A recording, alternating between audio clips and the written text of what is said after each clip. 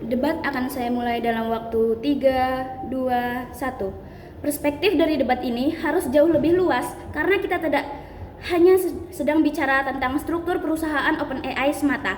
Kita sedang bicara tentang bagaimana teknologi paling revolusioner abad ini bisa berkembang secara cepat, kompetitif, dan realistis di dunia yang sangat kapitalistik.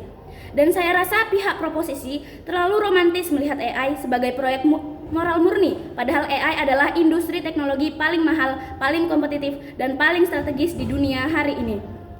Ada 3 framing untuk menggambarkan debat hari ini. Yang framing pertama, AI bukan industri biasa. Untuk menciptakan model AI mutakhir, kamu membutuhkan superkomputer, chip mahal, energi besar, peneliti terbaik dunia, dan riset bertahun-tahun. Artinya apa? Artinya perkembangan AI ini sangat bergantung pada investasi besar, kecepatan inovasi, dan kompetisi pasar. Masalahnya, proposisi ini melihat orientasi profit ini sebagai ancaman moral. Padahal, justru profit adalah alasan kenapa inovasi teknologi ini bisa berkembang secara masif. Coba lihat internet, smartphone, atau media sosial. Semua ini berkembang cepat, bahkan karena filantropi, tapi karena ada insentif ekonomi yang sangat besar. Maka ketika oposisi mendukung struktur PBC, kami tidak sedang berkata seperti AI harus serakah. Kami ini hanya sadar bahwa teknologi revolusioner tidak bisa bergantung pada idealisme semata. Framing yang kedua, proposisi gagal memahami bahwa OpenAI ini hidup di dunia kompetitif global. Ini sangat penting, kenapa? Karena OpenAI ini tidak berkembang sendirian. Mereka bersaing dengan Google DeepMind, Anthropic, Meta, bahkan negara seperti China. Kalau OpenAI ini terlalu membatasi profit dan investor, maka apa yang terjadi? 1. Talenta terbaik pindah ke perusahaan lain yang lebih kompetitif. 2. Investasi besar ini akan mengalir ke kompetitor lain. Tapi yang ketiga, perkembangan AI ini justru dikuasai pihak lain yang mungkin jauh lebih tidak transparan dibanding OpenAI. Maka dunia proposisi itu ironis. Mereka ingin AI ini lebih etis, tapi mereka justru melemahkan aktor yang selama ini relatif paling terbuka dalam perkembangan AI global. Framing yang ketiga, kita harus membedakan antara profit oriented dan profit only. Proposisi di sini seolah menggambarkan PBC sebagai perusahaan yang sepenuhnya meninggalkan kepentingan publik. Padahal tidak, PBC tetap secara hukum memiliki tanggung jawab terhadap kepentingan sosial. Bedanya hanya satu, mereka tidak membatasi pertumbuhan dan investasi secara artifisial. Maka beban kami adalah membuktikan 1. Kenapa struktur profit oriented justru penting untuk perkembangan AI yang cepat dan kompetitif, dan 2. Kenapa dunia proposisi justru berisiko menciptakan stagnasi, sentralisasi sempit, dan ketertinggalan teknologi. Masuk ke sanggahan utama proposisi. Saya rasa proposisi terlalu banyak membangun ketakutan moral terhadap investor. Mereka bilang investor akan mengontrol keputusan, mengejar profit, dan mengorbankan kepentingan publik.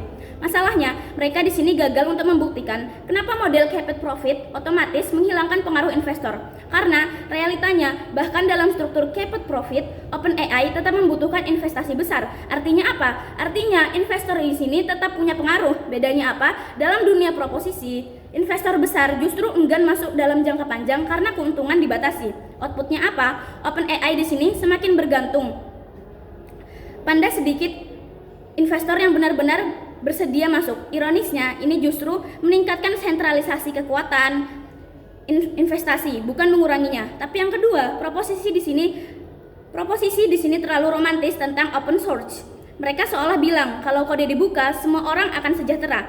Namun saya rasa ini terlalu naif karena AI di sini bukan cuma soal akses kode. Masalah terbesar adalah komputasi, chip, energi, dan infrastruktur. Negara miskin tetap tidak akan mampu membuat model AI besar hanya karena kodenya dibuka. Maka dunia proposisi ini tidak otomatis menciptakan pemerataan teknologi. Yang terjadi di sini justru perusahaan kecil memakai model OpenAI lalu menciptakan kompetisi keamanan yang lebih liar, penyalahgunaan AI, deepfake, cybercrime, dan eksploitasi teknologi tanpa kontrol. Bahkan proposisi sendiri mengakui bahwa AI di sini sangat berbahaya ketika pengawasannya buruk. Lalu kenapa mereka justru ingin desentralisasi besar-besaran teknologi ini? Ini sangat kontradiktif. Yang pertama tentang progresi teknologi. Parameter kami di sini sederhana. Siapa yang paling mampu mempercepat perkembangan AI yang stabil, kompetitif, dan berkelanjutan? Jawabannya jelas, perusahaan yang mampu menarik modal besar, talenta terbaik, dan investasi jangka panjang. Karena perkembangan AI itu eksponensial. Kalau OpenAI kalah investasi dari kompetitor lain, maka riset melambat, talenta pindah, dan dominasi teknologi canggih berpindah. Tapi yang lebih penting, dunia AI ini bergerak sangat cepat. Perusahaan tidak bisa terus dibebani idealisme struktural ketika kompetitor lain bermain agresif secara pasar.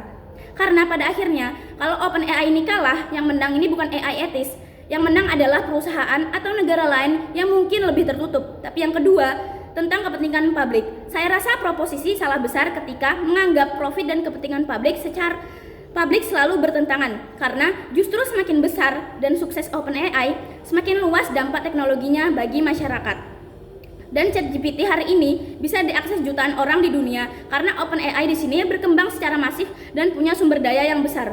Kepentingan publik justru membutuhkan perusahaan sustainable secara ekonomi.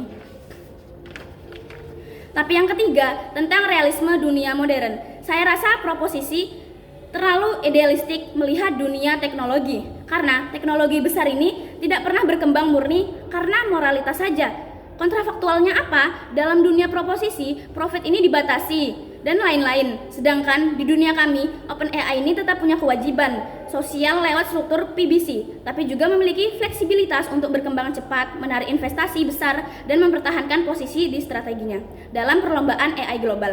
Dan di sini kami menang atas 3 alasan. 1. Perkembangan AI ini butuh investasi dan kompetisi besar yang tidak realistis dicapai lewat pembatasan profit. 2. Proposisi memperlambat inovasi AI. Dan 3. Profit tetap dibutuhkan untuk perkembangan teknologi. Maka dari itu saya bangga menjadi tim kontra. Terima kasih.